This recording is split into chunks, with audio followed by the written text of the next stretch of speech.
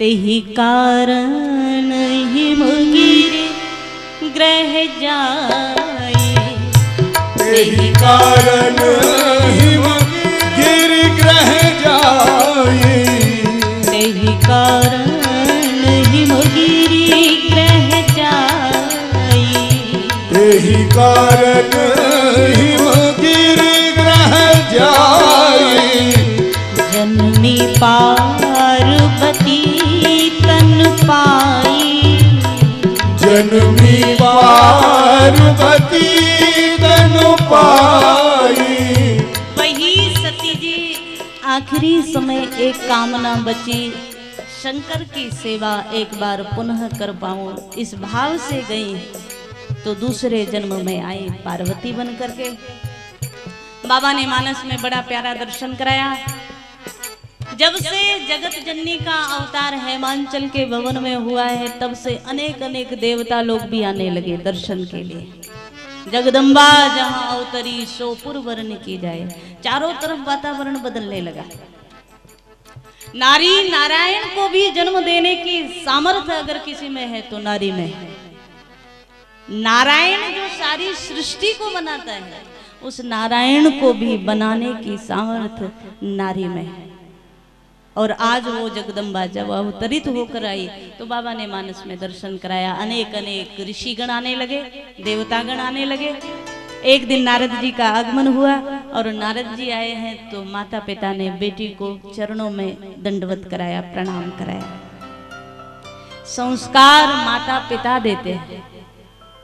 जब बचपन में बच्चा छोटा हो तब सिखाना शुरू करना चाहिए, लेकिन समस्या क्या है, जब छोटा होता है तो माताएं देखती हैं गलती की, जब गलती की और पिताजी डांटने लगे तो माताजी कहती कोई बात नहीं, अभी तो छोटा है ना। कभी कभी माताजी की गलती करे तो पिताजी कहते थे अभी छोटा है ना, अभी कुछ मत करो। सिखाओगे कब, जब बड़ा हो जाएगा। फिर तुम लाख सिखाओ, तुम्हारे सिखाने से पहले वो सीख चुका होता है। जैसे छोटा पौधा होता है ना, पौधा जब तक छोटा है तब तक टेढ़ा मेढ़ा होने लगे तो लोग सहारे के लिए एक लकड़ी लगा देते हैं और उस लकड़ी के सहारे वो सीधा चलना शुरू हो जाता है। लेकिन जब बड़ा वृक्ष बन जाएगा फिर आप चाहो टेढ़ा मेढ़ा हो गया इसको सीधा कर दो, हो सकेगा? कई बार चिंतन करके देखना। संस्कार प्रारंभ से शुरू होंगे तब जा करके वो संस्कार पल्लवित होंगे, पुष्पित होंगे। यहाँ बाबा मानस में दर्शन कराए। साधु का सम्मान करना माता पिता ने सिखाया। देव ऋषि आए हैं, चरणों में वंदन करो। बाद में माता पिता ने कहा कि बेटी का भविष्य बताइए, और बेटी का भविष्य जब देखने लगे नारद जी तो नारद जी को लगा ऐसा हाथ तो अभी तक किसी का नहीं देखा। जिसका संसार में हाथ देखा ना तो कुछ गुण मिले कुछ अवगुण मिले, लेकिन आज पहली बार इसका हाथ देखा है तो यहाँ सब गुण ही गुण है, कोई अवगुण नहीं। तो लगा नारद जी को कि ये कोई सामान्य नहीं है। बाद में बाबा मानस में दर्शन कराए। नारद जी ने जब ज्यादा गहरी रेखाएं पढ़ना शुरू की हाथों की तो एक रेखा मिल गई, और वो रेखा थी भविष्य में पार्वती का पति कैसा होगा। मैना रानी ने पूछ लिया नारद जी ये बताओ, बेटी तो बढ़िया है, सुता सुलक्षण सारे लक्षण हैं, लेकिन इसको जो वर मिलेगा वो कैसा होगा, घर मिलेगा वो कैसा होगा। नारद जी ने कहा बस यही गड़बड़ है। पूछा कैसा? नारद जी ने सारे गुण एक एक से वर्णन करना शुरू किया। अगुण अमान मात पितुहीना, जिसमें कोई गुण नहीं होगा वो इसका पति होगा। जो अमान होगा वो इसका पति होगा। जो माता पिता से हीन होगा वो पति बनेगा। और जब वर्णन करने लगे तो बोलने लगे संसार में जो दिगंबर रहने वाला होगा, भीख मांग कर खाने वाला होगा, जोगी जटिल अकाम मन नगन अमंगल वेश, ऐसा इसको पति मिलेगा। माता पिता ने कान पे हाथ रख लिया। बस बस नारद जी, हमारी इतनी सुकुमार बेटी, इतनी सुशील बेटी, इतनी सुंदर बेटी और ऐसा पति।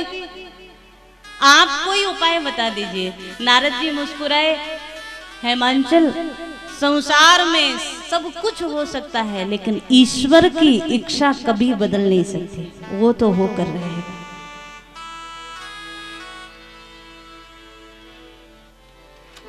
होई है सोई जो राम रचि राखा, होई है सोई जो राम रचि राखा, होई है सोई जो राम रचि राखा, होई है सोई जो राम रचि राखा, को करी तरक बढ़ावे साखा, को करी तरक बढ़ावई साखा। तुम लाख कोशिश कर लो लेकिन होना वही है जो उसने बना रखा है। जब जब समस्या आती है, जब जब कष्ट आता है तो लोग दौड़ कर जाते हैं। कोई ज्योतिषियों के पास जाएगा, कोई हनुमान जी के चक्कर लगाना शुरू करेगा, अपना अपना जिसका जहां श्रद्धा हो। लेकिन एक बात आपको कहे मुनीश हिमवंत सुन जो विधि लिखा लीलार, जो विधाता ने आपके कर्म के अनुसार आपका प्रारब्ध बना दिया, उस प्रारब्ध को मिटाने की सामर्थ्य किसी में नहीं है। वो तो विशेष किसी भगवत कृपा के अधीन मिट सकता है, वरना मिटने वाला नहीं। आप लाख अनुष्ठान किए जाओ, हाँ, अनुष्ठान से, सेवा से, पूजा से, भजन से, सत्कर्म से कई बार जो बड़ी घटना होने वाली होगी वो छोटी रूप में निकल जाएगी, लेकिन प्रारब्ध फल तो देगा ही जरूर। यहाँ गोस्वामी जी कहे, नारद जी ने कह दिया, आपकी बेटी शंकर का भजन करे, शंकर की तपस्या करे तो शायद शिव कृपा से सब सरल हो जाए। मिटने वाला नहीं है लेकिन शिव कृपा से सरल रूप में निकल जाएगा। और तब पार्वती जी को भी लगा कि ये तो बहुत बढ़िया बताया।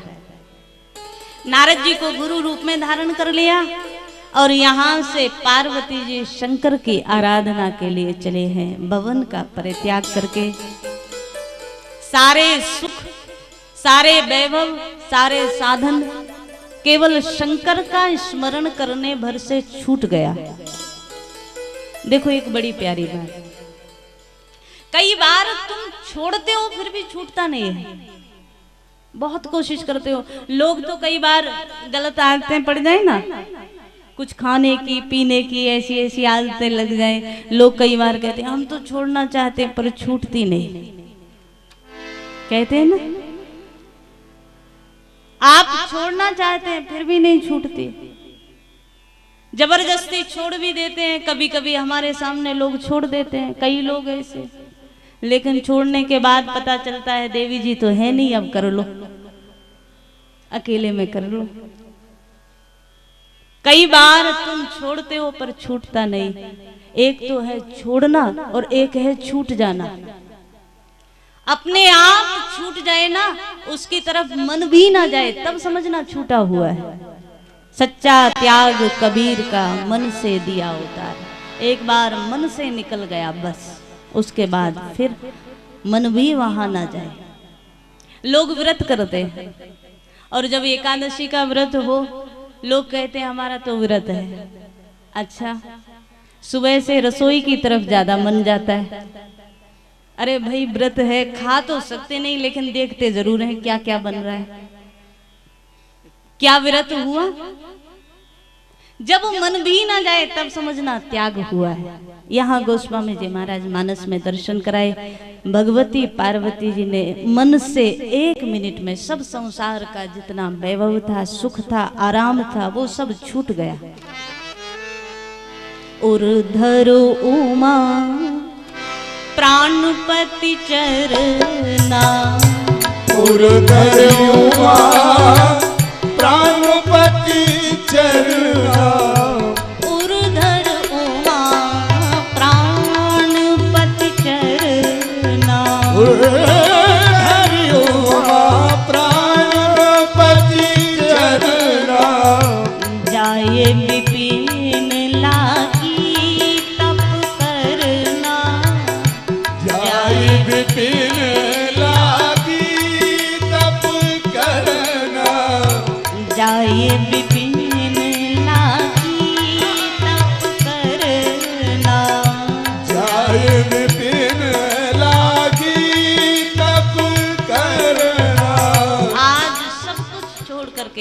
वन में भगवती पार्वती जी गुरु रूप में नारद जी को धारण किया। नारद जी ने शिव आराधना का जो मंत्र दिया, बस विश्वासो गुरु वाक्येषु, गुरु वाक्य पर भरोसा बना और शंकर जी के आराधन में सब छूटता चला गया।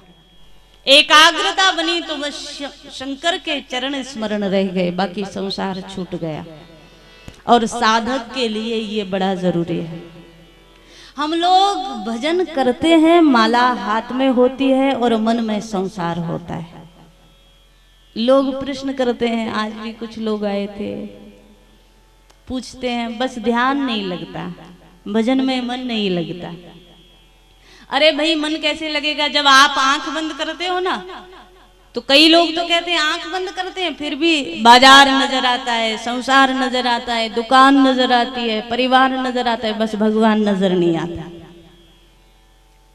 तो हम आपसे पूछे, आप किसी कमरे में, घर के किसी कमरे में आप जाते हो, कमरे के भीतर जो होगा वही सामान तो आपको नजर आएगा।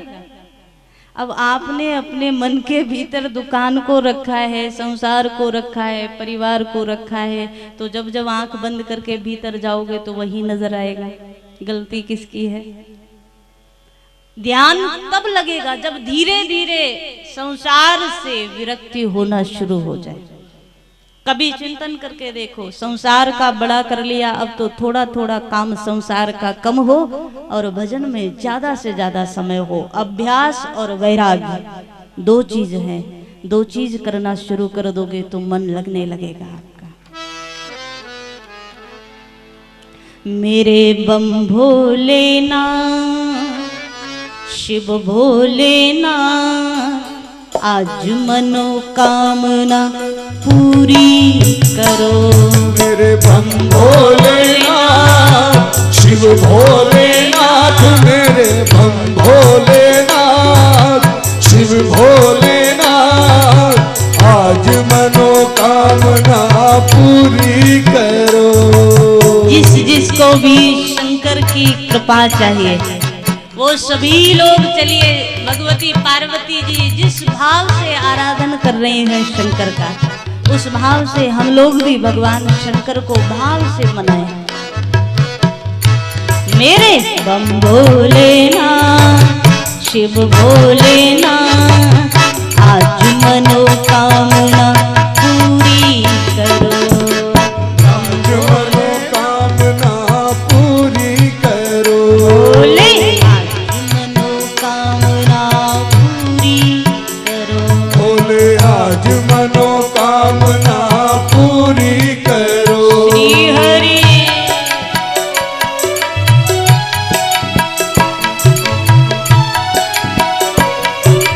हरि बोल।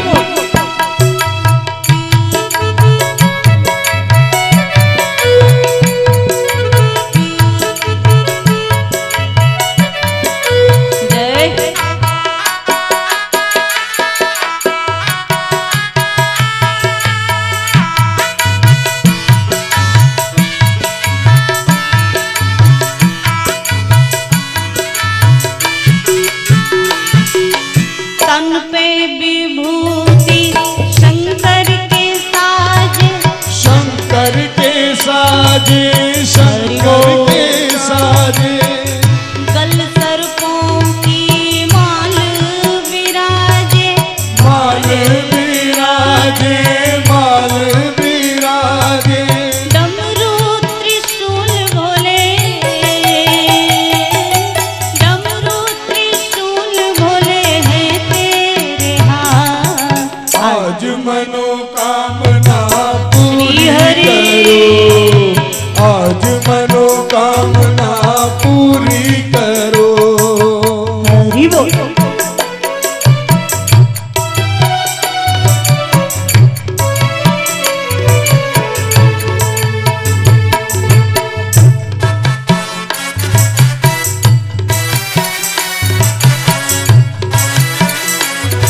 श्री हरि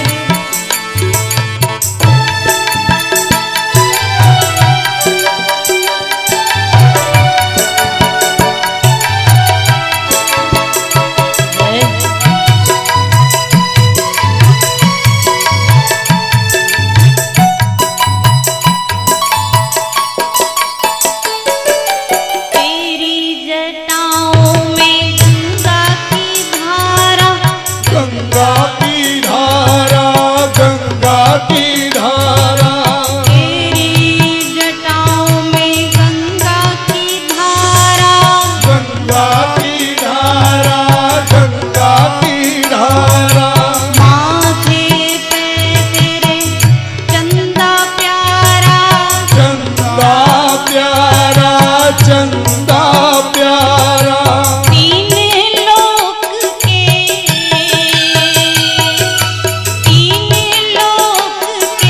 तुम ही हो ना।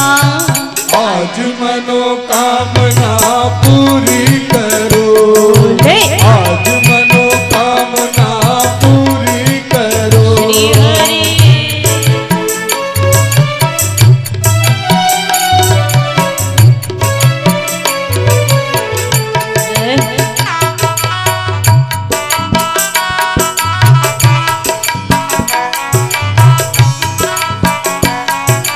हरि बोल।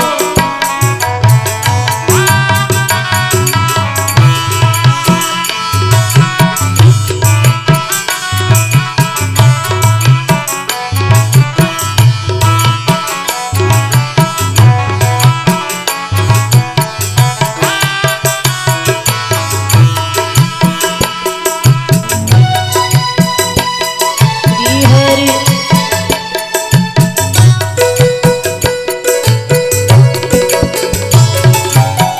शिव शंभु कैलाश के वासी, कैलाशवासी कैलाशवासी, तेरे दर्श की दुनिया प्यासी।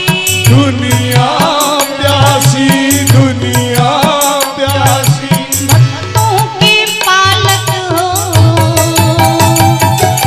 भक्तों के पालक, अनाथों के नाम। आज मनोकामना बोले। पूरी करो, आज मनोकामना पूरी करो। बोले आज मनोकामना पूरी करो। मेरे भोलेनाथ शिव भोलेनाथ, आज मनोकामना पूरी करो।